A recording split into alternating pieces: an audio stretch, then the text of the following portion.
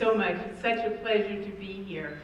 I have to start by sharing with you that Tommy and I are kind of ships passing in the night. He was in charter schools and then went to work for the district. I started out in the district the first 30 years of my career. Now I'm working in charter schools. So wherever we're working, it's all about kids. Doesn't matter if you're a charter school or within the traditional public school district, you'll find that Tommy and I will talk about similar things, but getting there differently. It's such a pleasure to be here this morning, but I have to tell you a couple of other things. During one of the empowerment efforts that I'll talk about, and I'll be talking about two, the Learn reform effort in Los Angeles that was actually 20 years ago now, but my job was to get it implemented, and Alliance College Ready Public Schools, which I'm currently leading. Back 20 years ago, we also took a pilgrimage, several pilgrimages to Edmonton, Canada, so it was a pleasure coming in to see Mike Strambisky this morning. Learned a lot from them, as I'm sure you will as well. Also, to my great surprise, ran into Ed Burke. Ed, stand up, I'm gonna put you on the spot. Ed Burke was with United Teachers Los Angeles, and at the time we were implementing these reforms, was also working directly with one of the Los Angeles Unified School District school board members. So when I walked in today, Ed, what are you doing here? He lives here now, so you have a great resource right here in your own community. We decided at our table that, thank you, that the TED Talk was a TED teaser about what we're going to talk about a little bit later on. So I'll share with you some highlights of the two empowerment efforts that I'll be talking about in the keynote presentation tomorrow. I want to thank you very much for inviting me. We so enjoyed having the 27 delegates visit Alliance schools and learn about what we're doing, and we're eager to learn about where you are on your journey. I want you to know I did read all of the survey results, and I can kind of see where you are. It sounded as though you could be any city or district in the world grappling with how to move decision-making, empowerment, which is the theme of your conference, to the folks who are closest to children and closest to schools. So my hope is that the information that I'll share with you, both the lessons that we learned, what worked, what didn't, what continues, will be helpful to you as you decide what's going to work best for you.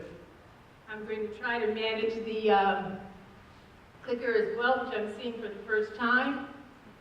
So, the big question, are we there yet? We think, and I personally think, that every effort that you embark on, there's always some lasting change. I love your image of the pond and the pool and the ripple effect.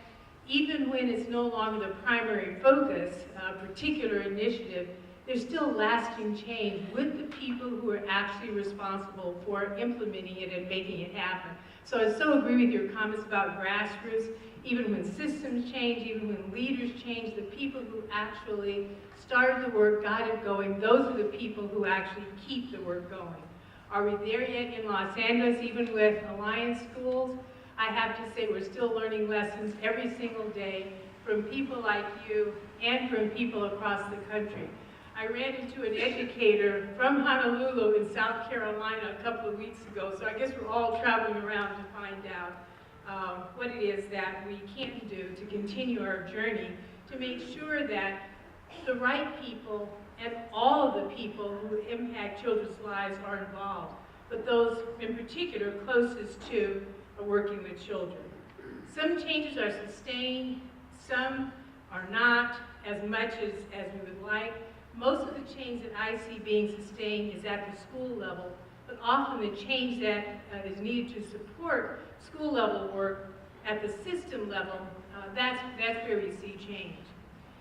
So in Los Angeles, we've had multiple efforts. We kind of call them auditions for education reform, constantly trying to get at how can we improve learning for kids, how can we make sure that everyone has a stake in what it is they're trying to achieve. We've had magnet schools. We've had the Children Can No Longer Wait in Los Angeles.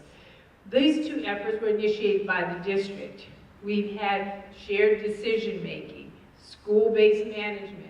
These two efforts were largely launched by our bargaining unit and really part of the negotiated contracts. And then we had LEARN, Los Angeles Education Alliance for Restructuring Now, in case you're wondering what it stood for. This was the first major external effort in Los Angeles Unified School District, coming off a work stoppage, coming off a lot of strife in the district, coming out of people saying, really, LA Unified should just be broken up into smaller districts. We also had LAMP, LA Metropolitan Project, which is a major funding effort from the Annenberg Challenge Grant, where we had $500 million to help us improve our schools. That led to charter schools. Actually, charter schools started about the same time that we initiated the Learn Reform effort. And then you heard Tommy talk about pilot schools. We also have public school choice, which is a current initiative, at least at the moment, in Los Angeles. We're not sure how long that one's going to last. That's one of Tommy's efforts. So in Los Angeles, there's always this notion of, for the folks who directly get involved, they're passionate about making the work happen. And then there are folks who say, well, this too shall pass. I'm going to wait and see what actually happens. I can't emphasize enough the importance of every single person who cares about their school, cares about kids, rolling up their sleeves, investing of themselves personally, and figuring out what it is you want to do and how you're going to get there. Not being one of the this too shall pass. I think some of the things that we learned in Los Angeles is that often there's doubt. People assume that just because we're LA, things are going to change with the next superintendent. So there's wait and see. And then the folks who say, told you so, it was going to change. Across all the efforts that I listed, there are some common elements across every single one of them. And those things are, these common things, decentralization, a word that you've heard many times this morning, moving decisions closest to the school site. And I have to say, it's not just about moving decisions to the school site. It's moving decisions from federal to state, from state to district, from district to school, and from principal to stakeholder. So I was so pleased this morning to see that we have a parent here opening and leading this conference. Parents, obviously, one of the crucial stakeholder groups in any kind of grassroots involvement that we take on in any kind of reform effort. The grassroots part of it is, and I think Tommy mentioned this as well, you can't mandate empowerment. You can allow it to happen, but every single stakeholder group in an individual school has to be involved to figure out what's going to work best for that school. Common across all these efforts, higher standards for all. They're not just about who gets to decide, it's who gets to decide so that our children are learning better, so that we have greater success in preparing our students through their education. I think most important in the work in empowerment and decentralization, it's not about finding one answer that fits all. If everybody in here decided that there's going to be one way to empower your schools, that would be a miracle. I suspect that there are 50 schools in this room, you're going to find 50 different unique ways that individual schools will want to take charge of their schools, be innovative and creative in the way that you serve schools. With LEARN, one of the major, most massive efforts in Los Angeles Unified School District, again, 20 years ago, started about the same time that charter schools were just coming into California. It was the talk of the town. You would have thought that we had gone to Mars and we're on our way back again. It was in the media every single day. It went from LA Times, this is our best hope for improving schools. The LEARN program is going to make that difference. It's the only way that we're going to improve what happens for our children, all the way to an entire area of the district officially announcing their endorsement of LEARN. The reason it was so important, this LA Times article about the San Fernando Valley, was that was a group that at one time wanted to pull out of Los Angeles. We want to be a separate school district because we're not happy with what's happening in Los Angeles. All the way to finally, when the plan was developed, major effort, huge announcement, it was circus-like, to have everyone celebrate the fact that we were finally ready and we're going to launch this effort. Fast forward from 1992 to 2000, the two leading groups, the LEARN group and the Los Angeles Metropolitan Project, banded together to form a new initiative, charter schools. So what did we learn from Los Angeles Education Alliance for Restructuring Now? And I want you to think back to what I said about what a huge groundswell it was. Even your convening here reminds me of the way that we got started with LEARN. When the planning first started, there was this guy who came to town, Mike Roos, who was a very popular elected official and assemblyman. He had been selected as the get-it-done guy who was going to be the chairman of this external group I'll call LEARN. They pulled all the stakeholders together from across the city, everyone, business leaders, educators, parents, anyone who cared about Los Angeles Unified School District, into these planning groups that literally worked for 2 years deciding what they wanted the core values to be, what they thought was most important to focus on to transform Los Angeles schools. There was such passion throughout the city that it was palpable. I think the thing that was most different about this reform effort was it was triggered externally in terms of the leadership, but it also involved the teachers union, the principals union, working collaboratively with each other and with the district to try to create this new initiative for the district that would change the way we do business. On the day that the Board of Education voted to approve the initiative, literally 85,000 people had signed this petition demanding that the board approve it. There had been 600 community groups working on this design, and the Board of Education, which was unusual at the time, approved it unanimously, 7-0 vote. So what happened? That big, huge groundswell of passion and investment of people's time and everyone wanting their voice to be heard about what they thought should change. When it came down to it, the external group, involving all these business leaders, elected officials, people who at one time thought just break up the district, got it approved, and it was time to implement it. So the things I want to share more with you when we talk about this more in depth is how was it implemented? How did it go from plan and passion and vision and investment to actually making it happen? I think it's crucial to learn what worked with this initiative, because there are many things that did work that changed the culture of schools as a district, though not under the name of LEARN now, still actually exist. And those are the things that happen at the grassroots level in each individual school. What were the challenges? And there were many. Moving from plan to implementation is where the rubber hits the road. It can't just be talk, it can't just be passion. You actually have to figure out how you're going to implement and allow these changes to move forward. And finally, with all this groundswell, why did it end?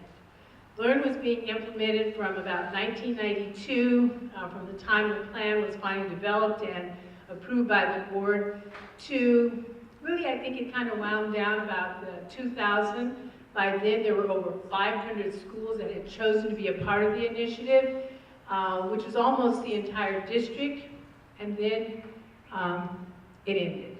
So that's the LEARN story. Now, fast forward to 2004, Alliance College Ready Public Schools. My job with LEARN was to head up what was called at the time the LEARN Implementation Office. My job was to be the liaison between the external partners who cared deeply about the district, advocated for district change, and the district, the folks actually responsible for making the change. In 2003, I was recruited to start the LEARN organization from scratch by the same people, the same external parties who had launched LEARN. Those were our board members. So we started our first high school in 2004. Over the past 10 years, we're celebrating our 10th year anniversary this year. We have grown from 1 high school to 26 schools. We serve about 11,000 students in Los Angeles. Right now, we're the largest single charter management organization operating schools in Los Angeles. We have a network of high-performing secondary schools. We only operate schools in grades 6 through 12. So what's the Alliance about? Why did I leave? First of all, I did not leave LA Unified because I was dissatisfied. I love my job as local district superintendent because almost all the schools were Learn schools, and all of those schools believed in their ability to run their schools and wanted to continue their autonomy, wanted to continue being accountable for following their mission, their vision. So with Learn, we had a new mission. Our mission was to open and operate small, high-performing secondary schools only in low-income communities in California because that's where the need was greatest. And we only chose communities where historically students were underperforming. Our mission was to constantly demonstrate achievement growth for our students, which is the primary driver of our mission, and to graduate every single student ready for success in college. I'm keeping up with my slides here.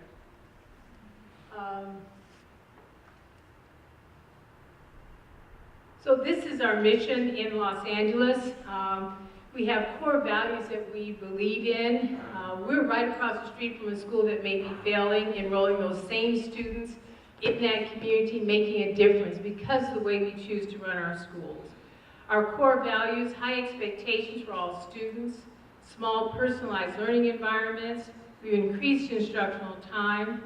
We believe in highly effective educators, and we believe in parents as partners. What I want to talk more deeply about is how we go about making each of these core values become a reality in the way that we improve student achievement. Our most recent initiative is blended learning. And this is an initiative that came literally from two of our principals who wanted to try something different, even though we had been successful academically with our schools. Because we're a network of independent charter schools, schools can change what they initially set out to do. I would say our implementation of blended learning has been the greatest change since we became an organization where all of our learning is online learning. Every student has a device to manage their learning. We started with just opening every new school after 2 schools piloted blended learning to expanding the change to schools as they were ready to implement. So what I want to talk about later on when we have more time is how the Alliance is implementing this change at each individual school. We don't have one way of implementing blended learning, again, because our schools are empowered. We have a portfolio of different strategies that each school chooses based on the way they feel is best for them to move forward with this shift. Why is this so important? It's not just about the technology, but it's because we believe it helps us better prepare our students for success in college. So we'll talk later about what we mean by station rotation. We'll talk about a model that just got funded as a new wave model for that we've changed the way we operate our high schools. We have what we call a flex a la carte model that each school decides. And then we're working now on a next generation view to really change the way we think about what happens in schools and outside of schools that contributes to student learning. So those are the 2 tales of empowerment that I'm looking forward to talking with you more in depth about. What happened, how they get started, what worked, what didn't, and what's happening with them now. Thank you so much for inviting me.